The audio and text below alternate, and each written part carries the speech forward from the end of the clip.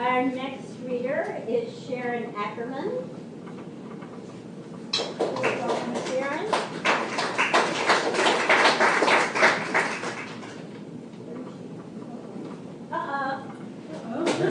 Sharon. Right, our next reader is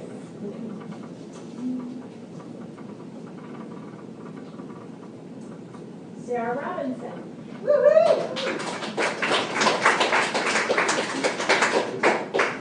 Love the pants, Sarah. Well, this is only appropriate because I can, with my pants, I can be in solidarity with Cologne, Bhutan, and Vienna, Austria.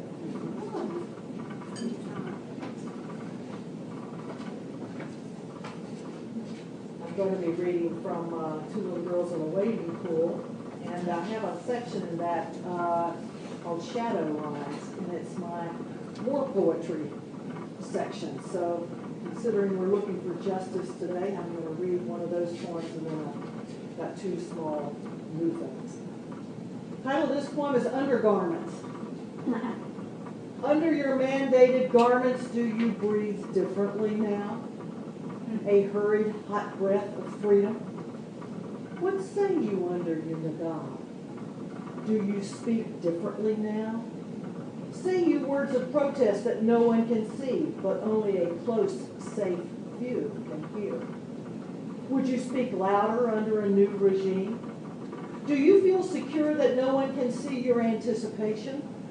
Or see your smiles of impending joy? Or see your face relax from some removal of threats? Under the garments of your life, no one can tell what class of citizen you are to become. A promotion from second class. What does it mean to be so emboldened? But then who will see the new you emerging under layers of cloth designed to conceal? With the coming changes in your nation, what say you under your burqa? Himar, Chador, Dupada, Abaya. What steps will you take in your path to freedom that all can see? Exposed in your new freedom, but under your garments of tradition, what changes will you accept? Will your veils feel the same? Or will they feel lighter somehow, lifted by newly won rights? Will the new garments be stitched from the threads of Sharia, entwined with threads of democracy? A new design will emerge, the emblem of women's rights, and no one will be able to tell under your garments how savvy you are. Through the window of your cover, will you see for the first time that everything is beautiful? Or will all things you see be as they are?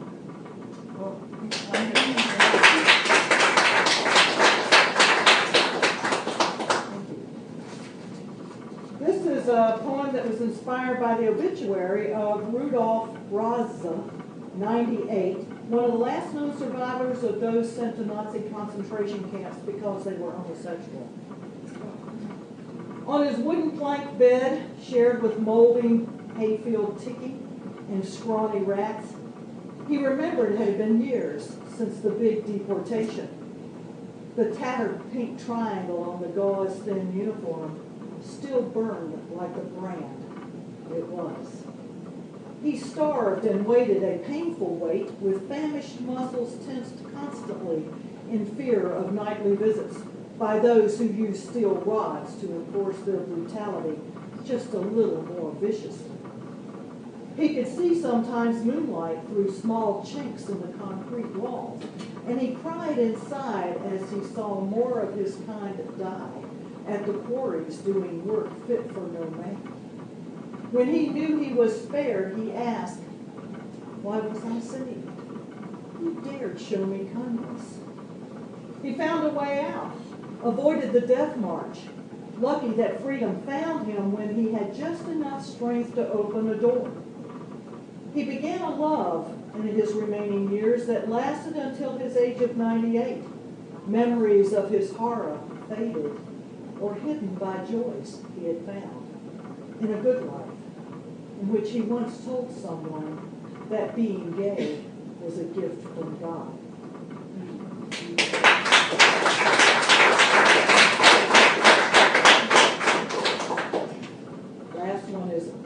Hankel Road. Where I am not right now, but somehow staying in an interstate motel in a southern state makes me feel just a little off. But if you don't know what I mean, then I'll explain. I go down to the lobby and get my complimentary breakfast, and a nice-looking black woman with large hoop earrings offers to take away my empty plate. At a table close by is a black family with a young woman who is walking with a cane, and when she drops it, I want to offer to pick it up, but I don't. Then I go back to the room and hear on the news that our president is greeted in Oklahoma by a protester waving a Confederate flag. And if I tell you that I was so disturbed yesterday listening to a radio show interview about the slave ship Antelope, which was captured off the coast of Florida, and most of the captives were youngsters, that I somehow wanted to rewrite Southern history, I was so mad, then you might understand that as I am moving south past Charleston later today, I hope I will continue to feel a little off. It may be the only honest way I can be right now. Oh, thank you.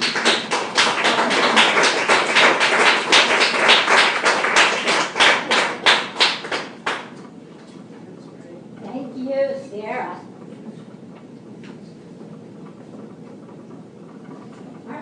Don't we have a great gathering as poets? Yes. Yes. Great.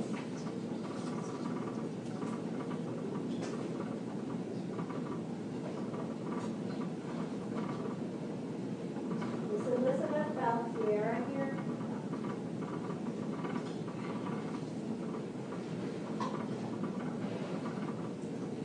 And our next reader is Erica.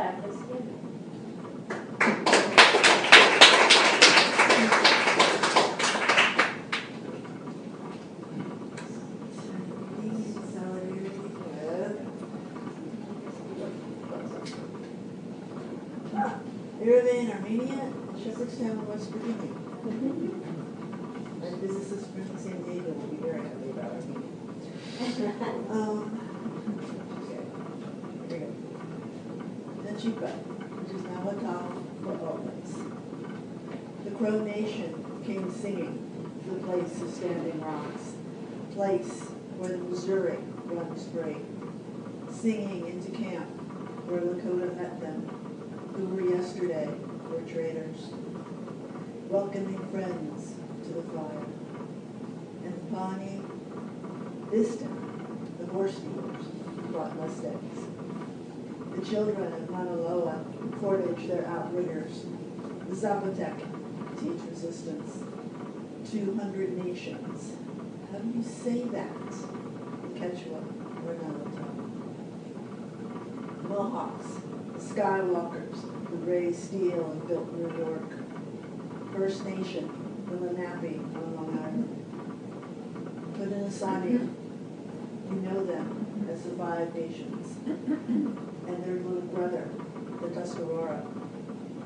The Longhouse still sends runners out. Why do you think we are the vanished? This country is so very young. And these people, the people, have been here for 10,000 years.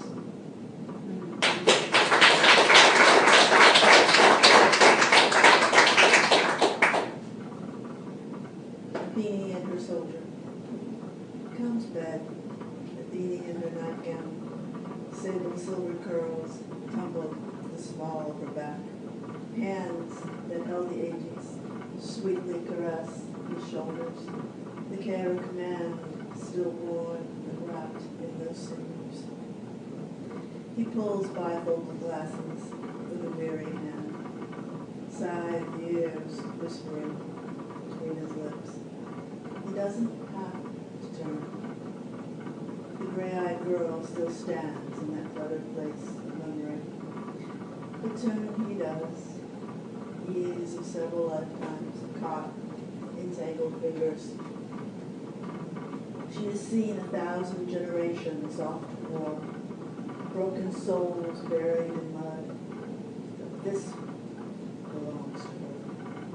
I'll go in the underworld and have him. Oh, he knows better. Prince, oh, easy. Grabs her falling. Only a teardrop, meantime. And yet, the soldier chose her. Promised to waltz on the church pew bed somewhere south of Manassas. He remembers the smile. Her hands didn't hold a spear then. Only carried candlelight and linen. Dark owl on her shoulder, laughing at mortal brashness. Gray of her dress matched his gunmetal eyes. She was tired of fighting. Thought she'd staunch the blood this time.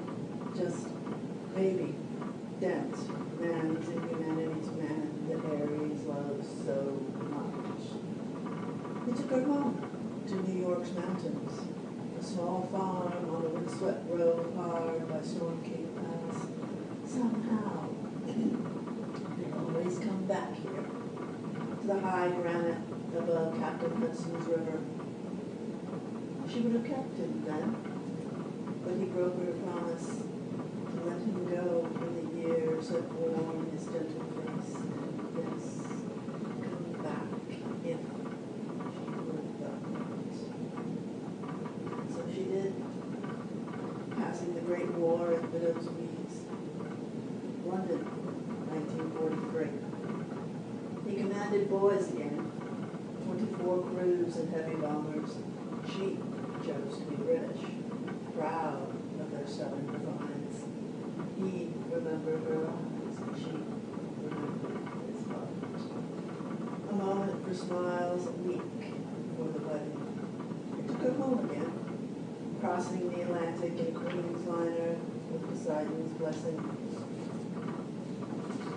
She could only watch his tortured dreams because the dead slept under his pillow. She couldn't reach him when he walked the river, lulled by silence, fight with her sister face she could not move. He showed up at her studio 44 years later, West 43, knocking on the door. A potter. She threw clay all right, straight at his mirthful eyes, and then she hugged me, holding on for dear life. Tonight, her loom is settled by the window, where it's been for 150 years, to catch Apollo's light. His desk still stands in the corner, 1846 black oak and chestnut carved from Hudson Valley. He's been writing again. 73 Eastings, 25 years past. Sons of his battle chargers are in Kandahar now, and he cannot reach them. She sees silver weaving his temples. Knows her promise. Doesn't mean she has to like it. Is this faithfulness? Wait again.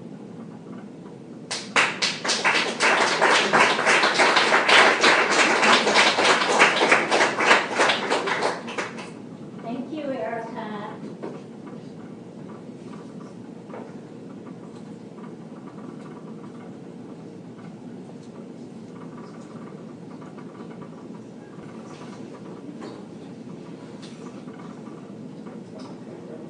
Ready? Tom Brown is our next reader.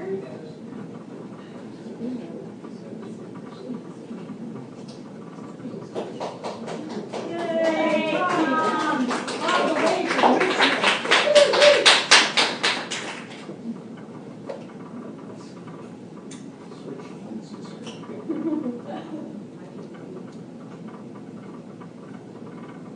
So I'll be reading in solidarity with Colin Bay, North Wales, and Eugene, Oregon.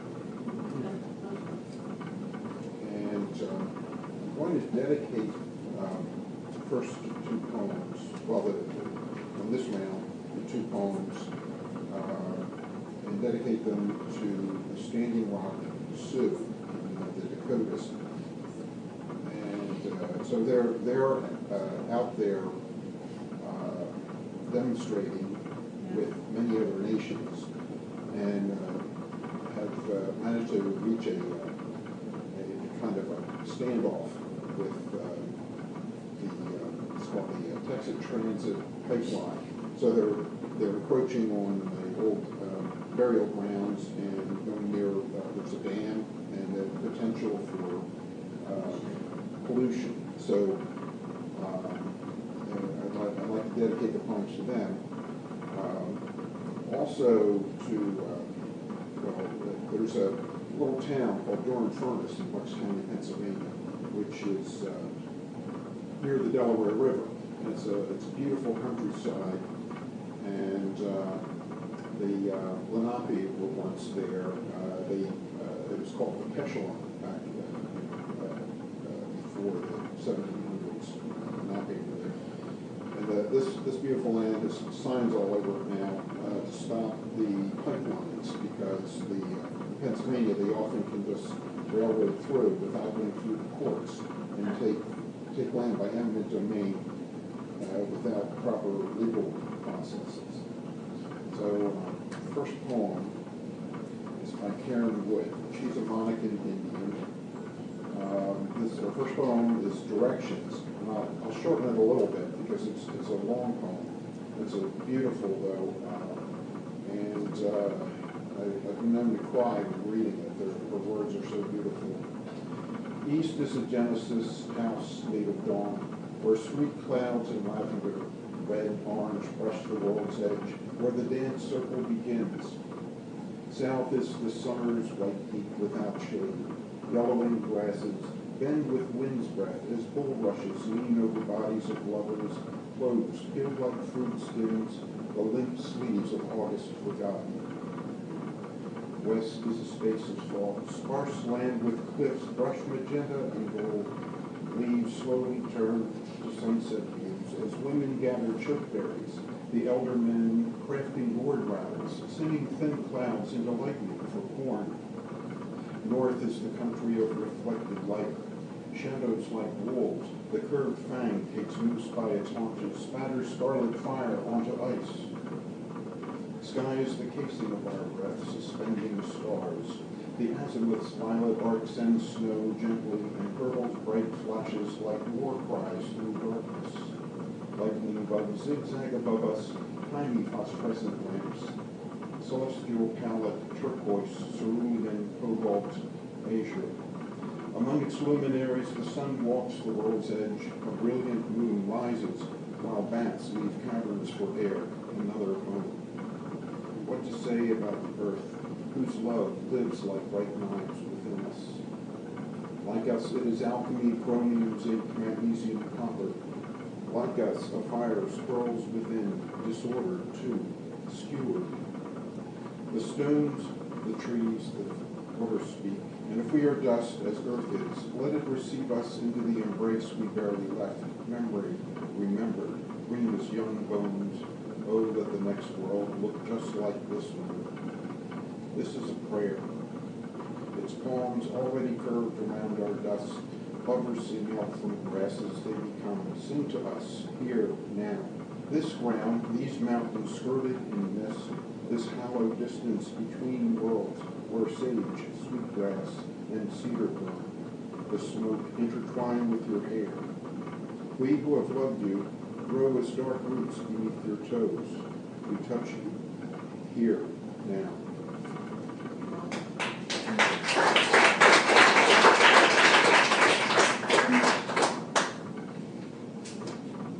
And this is also by Karen Wood. Dancing the Stars. Excuse me. You dance the grasses as grass shifts to shadow. Arc of stars, silver points cast along the black waters, each sinuous blade blazing like lightning at night. You are a flute of wind that stirs the field and leaves it changed. You dance red streak fire, eyes searching mountain forests, until there is only fire, only primal heart, blood, claws, bare teeth, a lone warrior backlit in flame. That story of battles, hunts, steps of celebration. You dance air through which the sky's monarchs dart together, fanfare of sunset, one singular flower, emblazoned on a field and vital as the sun. You are a luminescent shawl of light, returning our vision at dawn. And you dance the river, banks dressed in snow, sun rising behind bare black trees. That slow grace of water which flows and flows on and yet remains the same, its current sweeping always toward the ocean. Each of you, dancing your journey of stars, this is where the body pulses around the earth's heartbeat, rhythms align within an ancestral circle, where those whose hearts dance themselves become the drum that goes on.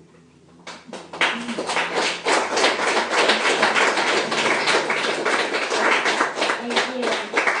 And thank you, Karen. And Tom is responsible for Karen reading at Tea for Two event in Richmond. And Karen was invited to be here today and she couldn't be with us. It's my dream that she will be coming to Writer House at some point.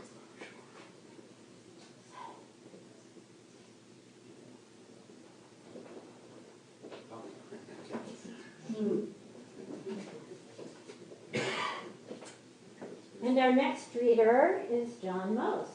Welcome, John.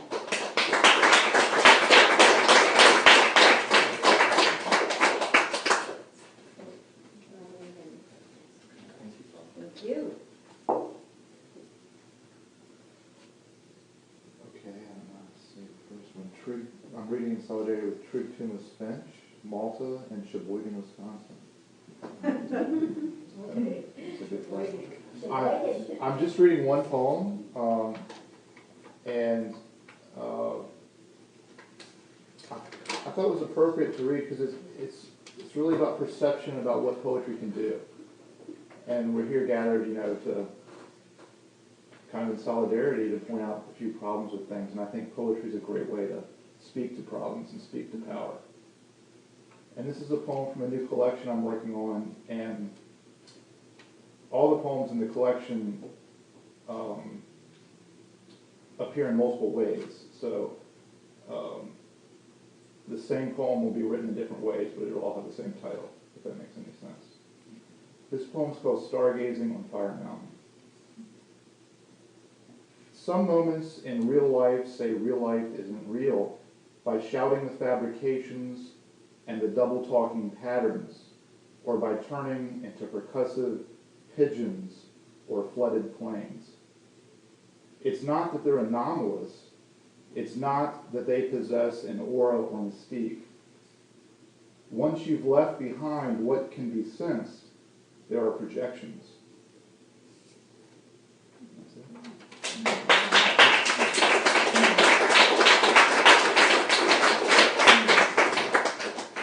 Thank you, John.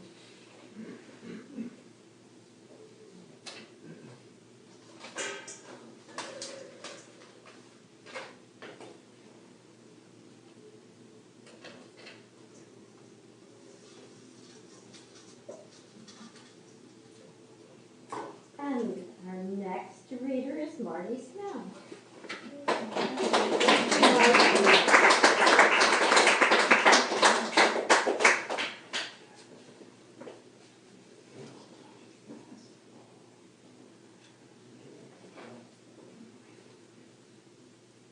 I like this, by the way. It's very nice to do this. Thank you. I'm reading in solidarity with Buenos Aires, Argentina, and Waco, Texas.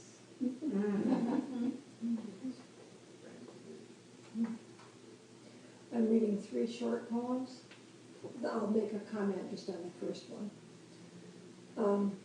Almost 3 weeks ago, I was in Eastern Europe, and this first poem is about terrorism, Czechoslovakia. Well, it's not Czechoslovakia anymore. It's the Czech Republic. I'm not speaking loud enough, sorry. Where I visited. Terrorism was converted from an old town during World War II into a Jewish ghetto and prison camp. Yellow stars. North in Czechoslovakia, mountains rise, rivers froth and roar. Come to Terrazin, walk its mossy paths, breathe its now air. 75 years past, a single breath in time. Enter empty rooms, 3-level bed frames line the walls, ceilings still open to the sky. Stand in cells, doors on bent hinges, corroded manacles fixed to walls. Stories of a bricked space make its air shriek. Step away, breathe again, the now air.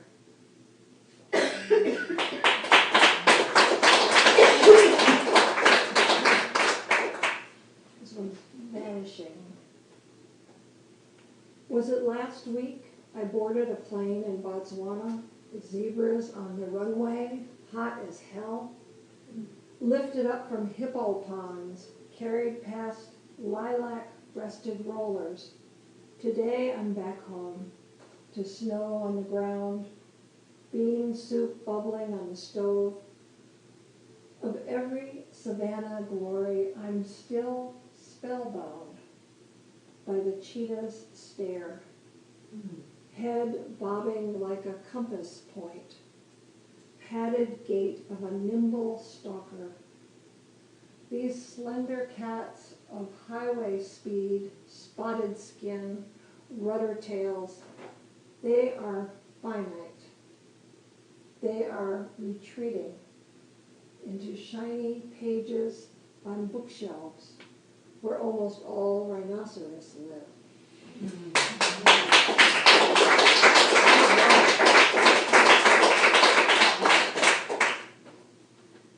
Israel's northern borders, late March. We are birders who hike paths lined with today's new flowers to discover birds we've never seen. Cranes on their spring trek, luminous blur of kingfishers, storks that ride thermals to heavens. North, 800 yards from Lebanon, we see rooftops, streets, rows of blossoming trees, moving dots of cars. We sense no distinction between the air we breathe and the air they breathe, or the gravity that holds our feet and their feet tight to the gravel beneath. To the east, our eyes sweep up the Golan Heights to Syria, where yesterday a terrorist bomb exploded in a mosque full of people praying. When it is time to leave, we walk through crimson pools of poppies.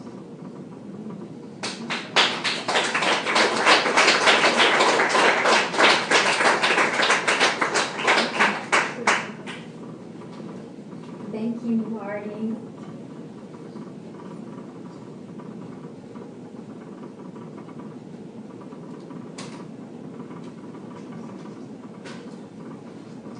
I feel very, very enriched by this experience. I thank you all again. And our next reader, performer, is Shelley Spitzer.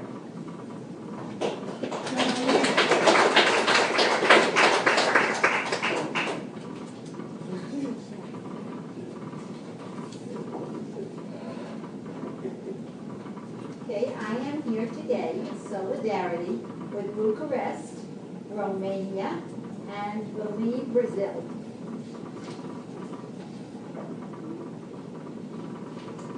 So I thought about what I could do to bring the subject of global change to you people. And I came up with a song from a Broadway show and also a poem, both about changing the globe one person at a time. And so the song that I thought would be appropriate is You've Got to Be Taught from South Pacific. And I will do that for you. You've got to be taught to hate and fear. You've got to be taught from year to year. It's got to be drummed in your dear little ear. You've got to be carefully taught. You've got to be taught to be afraid of people whose eyes are oddly made and people whose skin is a different shade. You've got to be carefully taught. You've got to be taught before it's too late, before you are 6 or 7 or 8, to hate all the people your relatives hate. You've got to be carefully taught. You've got to be carefully taught.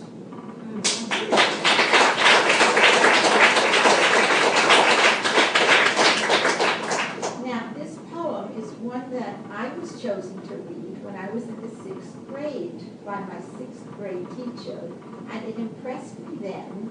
I found it now on the internet, and I thought it would be appropriate for changing the globe one person at a time. And it's a poem called I Am a Child, and it was written by someone named Mamie Jean Cole. I am a child. All the world waits for my coming. All the earth watches with interest to see what I shall become. Civilization hangs in the balance. For what I am, the world of tomorrow will be. I am a child. I have come into your world about which I know nothing. Why I came, I know not. How I came, I know not. I am curious. I am interested. I am a child. You hold in your hand my destiny. You determine largely whether I shall succeed or fail. Give me, I pray you, those things which make for happiness. Train me, I beg you, that I may be a blessing to the world. Thank you.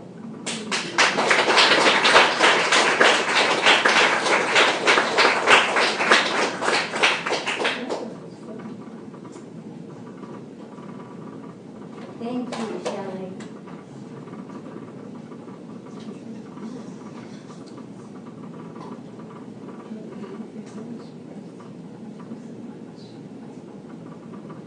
Sigrid Mirabella.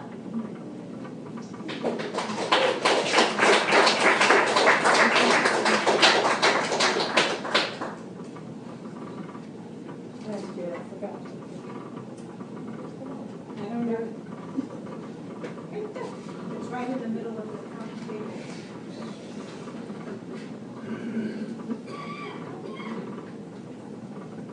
It's been a long year. I'm reading in solidarity with Bellington, Australia, and San Ignacio, Belize. Hi, everybody. I'm going to be reading 3 poems. Seems to be the thing of the day.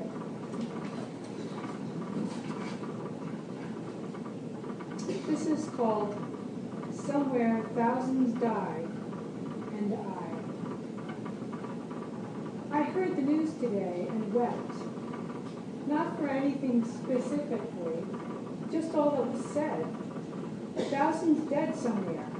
Here in America, Timbuktu, or a similar sounding foreign word. Does it matter? I don't know where for sure. The amount killed or caused. Each death, more than a number, location or opportunity to ponder environmental justification or reason the manner of man. Deaths reported as mass don't count as individuals, as those who have spoken and moved separately, held thoughts, bore unique names, affected others, changed the world. Where do they fall in the numbers? 42 or 600? Higher? Lower? Between? Who was number 1? Male or female? straight or gay, transgender? Was one an infant learning to speak? Or middle-aged and balding? Old? Healthy? Or facing chemotherapy? I turn the news off, wipe my tears, for all the numbers media reports have blurred into nothing more than good disaster stories. And my unruly ego reminds me of who I am and how important I am to me. Even if I am a good disaster for a news report recounting one tragedy that happened to some nameless people I was with, someplace called here.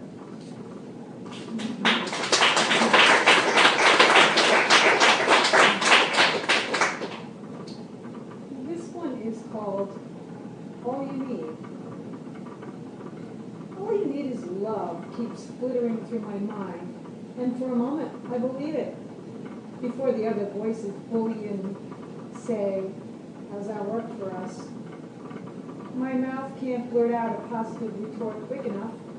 I'm shouted down with, get a gun, protect yourself. The odds are against us, and if immigration means annihilation, build higher walls, keep everyone out. Trust only the one with the right scheme. Hairstyles don't matter. It's money and clout. Get it done, keep it strong. Stick to your guns, right or wrong. Don't trust your neighbor. Forget about considering your dog or cat family. Animals are for our domination. Tornadoes and wild storms are not our problem. Global warming a ruse. The earth's still ours, still spinning, spinning, spinning. Out of control. I hear a mad humming refrain. All you need is love.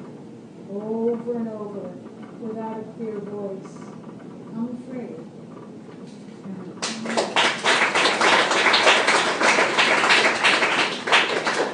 And this is the last one that I just experienced very recently. It's called Say Goodnight to the Trees. Even though they murdered the frogs with big bush hogs, absorbed their roadside puddle with cuttings, the sky remained blue. Pink clouds dissolving to wash over a sunset half-moon, not truly white or dubious yellow, an unnameable color, small, in the sky everyone scrambles to find.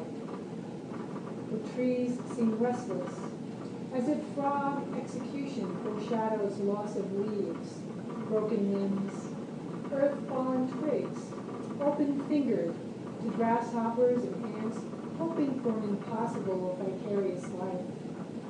All around, black dragonflies zip, brazen with a faint touch of darkness, grab slow-moving mosquitoes as if preordained. Oncoming night must live without frog serenade. I walk past the mass grave of puppery green and disrupted earth to give last respects to the amphibians, say goodnight to the trees, pray all the sunflowers won't die as I dream.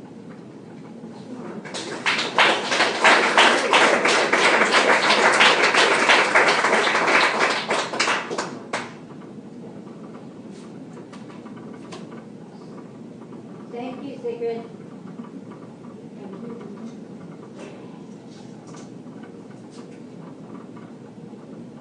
Kelly, also known as Carolyn. Hey.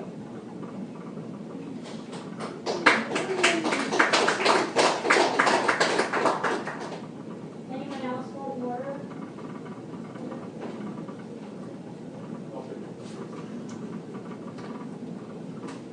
All right. Good evening.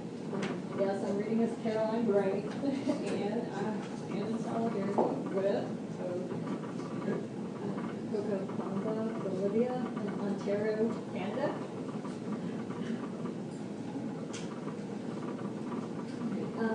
First poem I'd like to share with you that I was inspired by a gentleman who served multiple terms tours of duty in Afghanistan and Iraq. And so I dedicate this to him and to my uncle who served in Vietnam, and to all veterans, anyone who is struggling with post-traumatic stress, called resurgence. You cook, but don't eat, starving yourself of the warmth provided by hot, nurturing food prepared by loving hands. Hands that cared long and hard for those beaten down in the path, searching for justice where there is none, fighting to protect others from the unseen, trying to make this place we call home a better, safer place for your children, for others, for the future, for now. Wars seem to last longer, an endless fight with no clear, dividing line of safe borders. The enemy, a constant moving target, in unknown lands and hidden places, until they strike unexpectedly, the innocent ones, the ones unprotected. No armor or arms to rise up to stop the violence or hatred. Those of one God detest any other, not recognizing we are all God's children, put on this earth to do good deeds, not to harm others or this earth. War does not bring peace. It does not cleanse our hearts or minds. Destruction lingers long after the damage is done. If only you could see yourself as I do, slowly roasting warmth and flavor back into your life.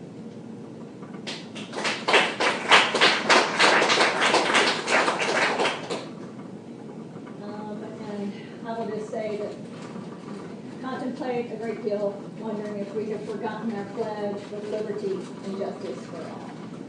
This next poem called of another time and place. She sneered and said, "You don't belong here." Her sour face spoke volumes of her unyielding attitude.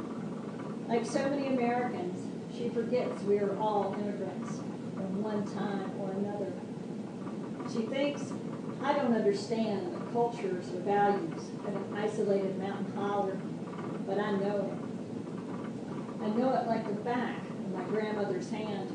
I know it from fire and brimstone of old-time religion that traveled with my family as they attempted to escape absolute poverty, overwhelming desperation, the Great Depression. My grandfather walked from town to town in search of work to provide for his family. His search ultimately landed them all in a valley farther north, where a factory provided steady, grinding shift work that made a man older than his years. She thinks I don't understand hardships, exclusion, torments, for my language, my uncanny notions, taken from folklore long ago. Stories traveled with people, their true heritage tucked deep inside their souls. Despite outward appearances or corrected speech that sometimes fails and lends a glimpse into another time, another place you don't see. She only sees that my family left this place. What she does not see is what remains of the mountain culture that pushed us all to do better, be better, to step outside ourselves, to help others, to help anyone searching for a better life. She might think that I don't belong here, but the mountains are my home, and they call out my name ever so softly, and I listen closely as I turn away from her sneer. And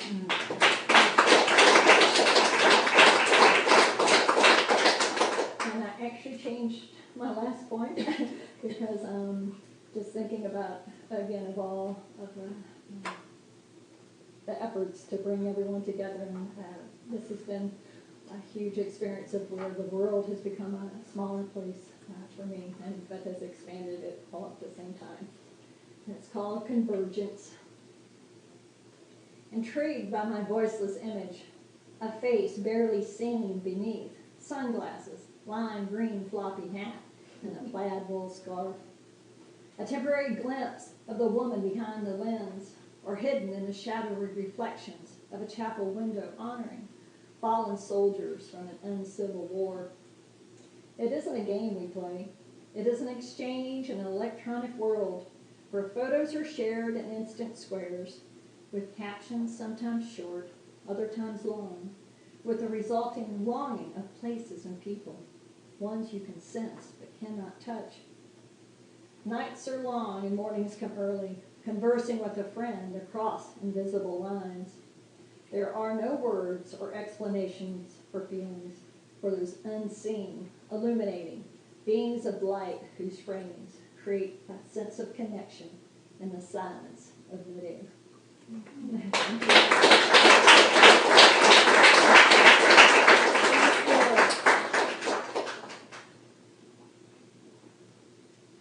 Thank you, Carolyn.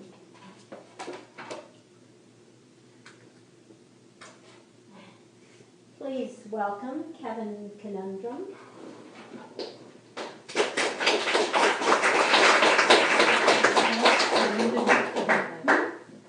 George? Yes. I didn't know George was reading. Yes, I Okay. registered him with me. George, I asked if he was. I thought he was. It's all right. George is the next. Sorry. Thank you, Patsy. Thank you.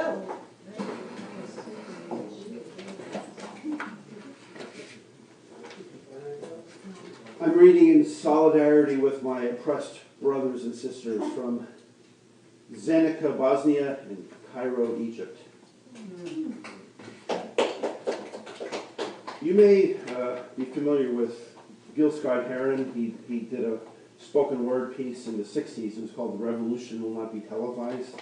And he had a band behind him. It was cool.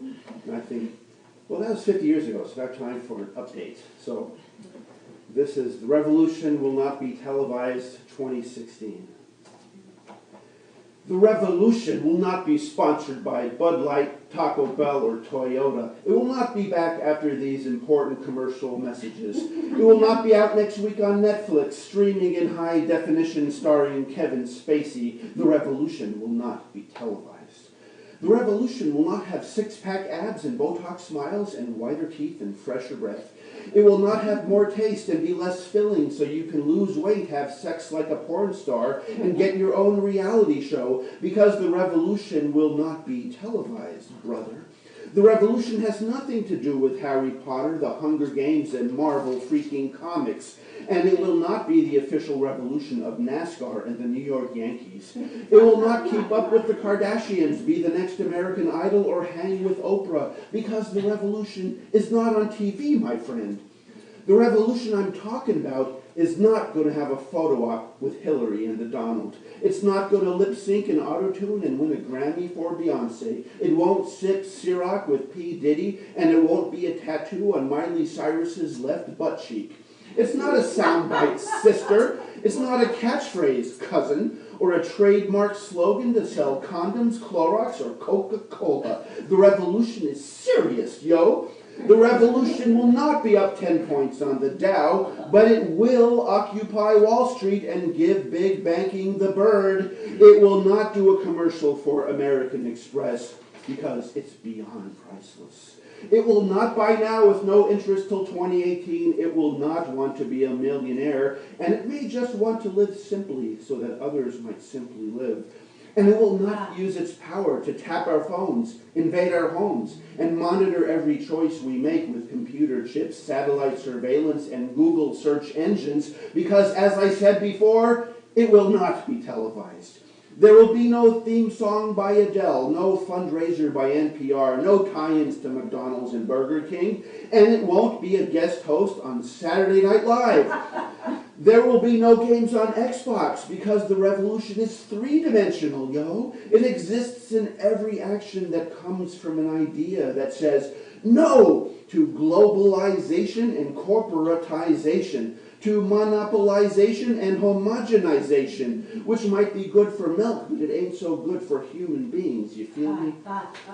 The revolution says yes to that crazy mad idea that we all might be able to get along, that we can treat each other as we want to be treated ourselves, that nobody should go hungry, that diversity is what it's about, that our differences make us unique, and that we should watch out for any God who tells us to kill in his name. And the revolution says yes to the notion that people exist for something more than to pay bills on time and to make a handful of people really effing rich. Because this revolution is about we the people, not we the corporation. And because of this, it will definitely not be televised. The revolution does not exist on a piece of paper, a meme, or a Facebook status update. It's not on CNN, CNBC, or in some pundit or politician's mouth.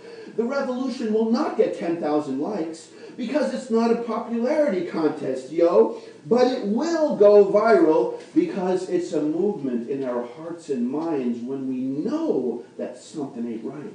When the words and actions don't match up. When they keep us distracted like mice in a maze so we can't see what's really going on because it's easier to close our eyes and go back to sleep. And this is why the revolution will stay far away from TV, because the revolution is real. It's the program we join already in progress with no commercial interruptions, complete, unedited, and uncensored.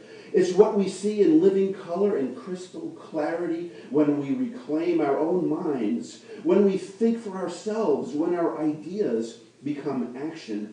And when enough of us do this in peace and love, not war and hate, the world will begin to change.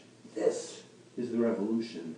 The revolution will not be televised because it's live, my friends. It's happening right now. It's already begun. Yay!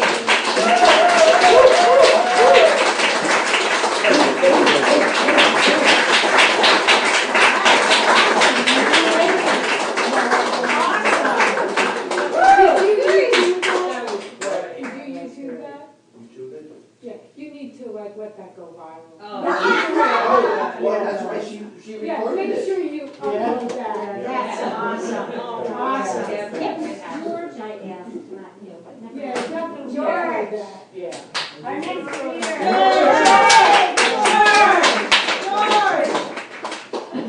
I was forgotten, left off the list last year, and George is taking my place. I asked. Not that I remember that, of course. Not that I have a grudge. You I'm have just to say saying. you have to leave her alone. She did not pass the University of Perfect yet. I asked George at your reading, and he said no. I did? Yeah. Don't worry, you're on now. Come on. Okay, I didn't get in the university. I didn't even know The phrase which seems to shape my life right now is, I don't know, I forgot. I'm reading this for, or in concert with Gaborone, Botswana, and Saute Nakuchi, Georgia.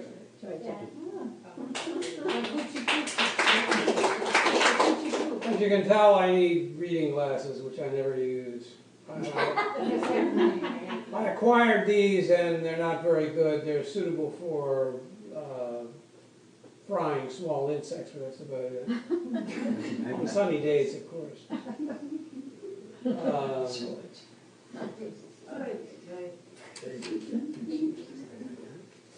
I'll just do the one, eh? Whatever you choose. Okay.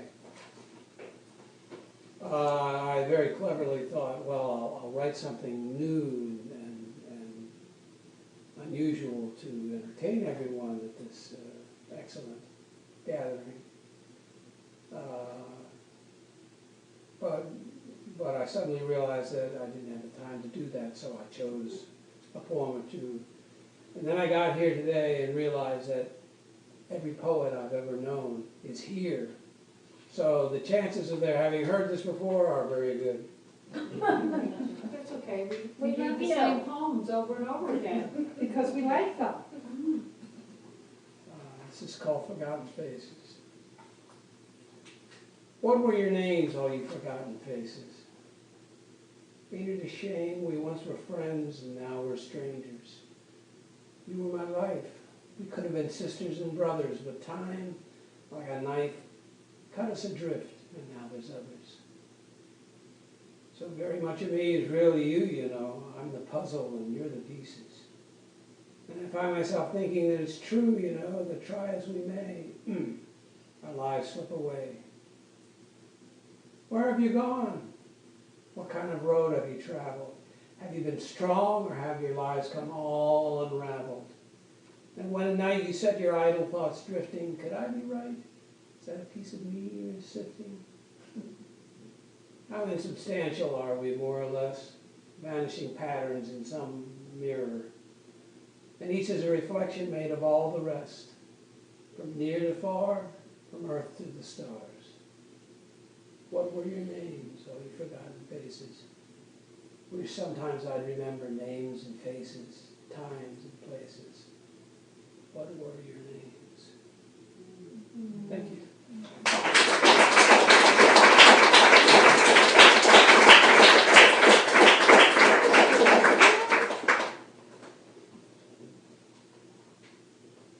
Would anyone else like to read before I do? Thank you all.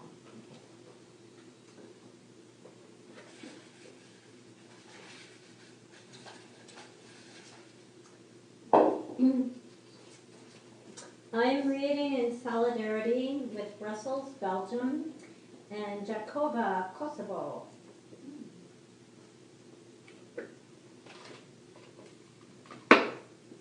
Like George, I'm thinking of my glasses.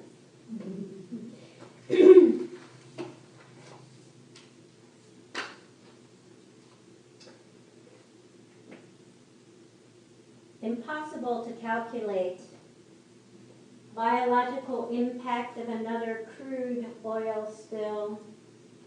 Tributaries now viscous meanders recompose.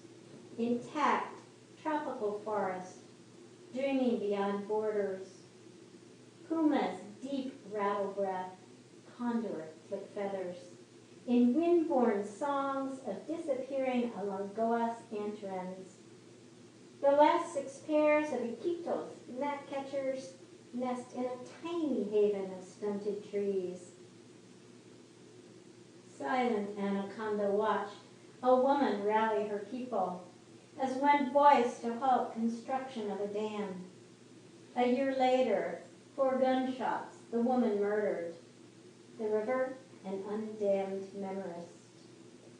And that poem is for Berta Cáceres, the 2015 Goldman Environmental Prize winner, who was murdered in Honduras this year. Wangar, in the time before the first morning, where salt and fresh water meet, where water rests, where it moves. To understand blue, you must first understand green and yellow. Possible wildlife on the road, every moment in life is a convergence and a beginning. On whose country are you standing? Discovering truth in a world created out of lies, there is safety in the heart of danger. Seeing is a creative act. To be free is to question the ways we define self by history. Innate sovereignty cannot be washed away by another's interpretation. Ancestors and their wisdom continue to breathe through the soil. A rainbow serpent is waving. Whose birth cord was planted where? We are walking on their names.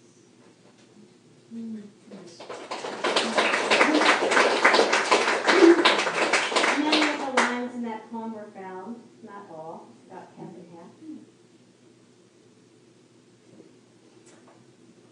Undistinguishable from the entire river. Each water drop contains memory, after and before lead, pipes, or a city financial manager. How many seasons before windboard, willow, alder, cottonwood, aspen seeds take root?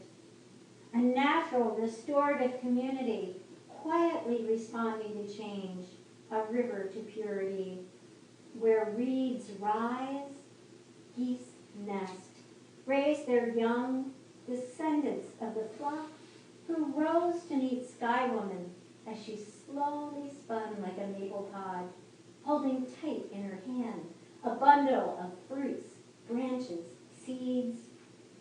How a muskrat gave his final breath in bringing up river mud spread on a turtle's back for her to land. How the turtle grew as she danced, honoring life-giving, seeding generations of wind-borne pollen to carry past, present, and future maps of memory, mineral migration, before and after lead.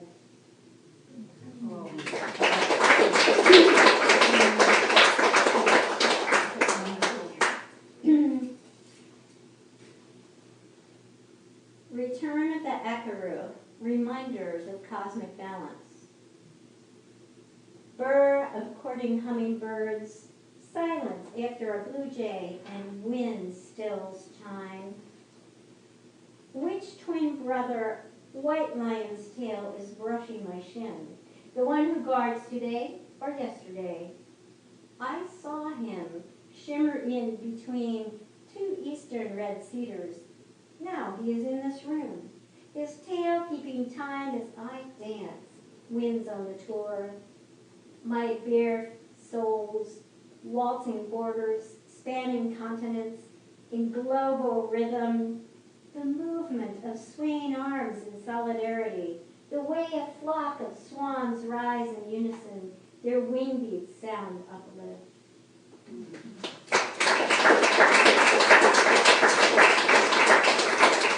Thank you. So, how about readers gathering for a quick photo? A quick photo? And will someone volunteer to take the photo? A non-reader? A non-reader? Thank you, Susan, for being with us. And thank you all. Thank you. Thank you. Okay. Quick photo.